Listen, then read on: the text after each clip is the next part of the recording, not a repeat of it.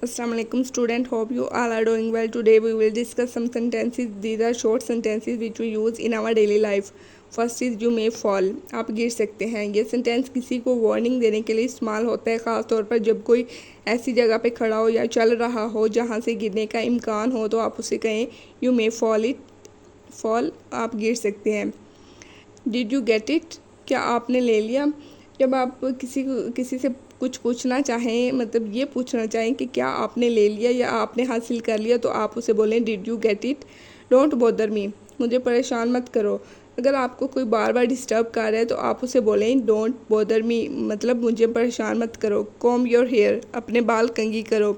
जब आप देखें कि किसी के बाल बिखरे हुए हैं तो आप उसे बोलें कि कॉम योर हेयर, अपने बाल कंघी करो. आई एम नॉट वेल, मैं ठीक नहीं हूँ.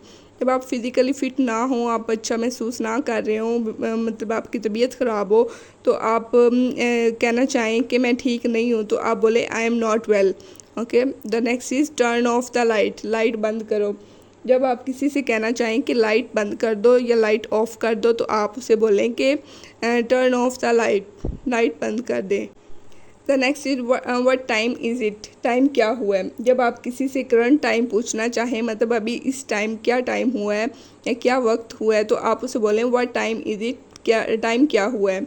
लेट्स फिनिश द प्रोजेक्ट, आइए इस प्रोजेक्ट को ख़त्म करें. जब आपका कोई प्रोजेक्ट स्टार्ट हो और आप अपने पार्टनर को ये बोलना चाहें कि आए अपने प्रोजेक्ट को हम ख़त्म करते हैं, तो आप उसे कहें लेट्स फिनिश द प्रोजेक्ट, आइए इस प्रोजेक्ट को ख़त्म करें.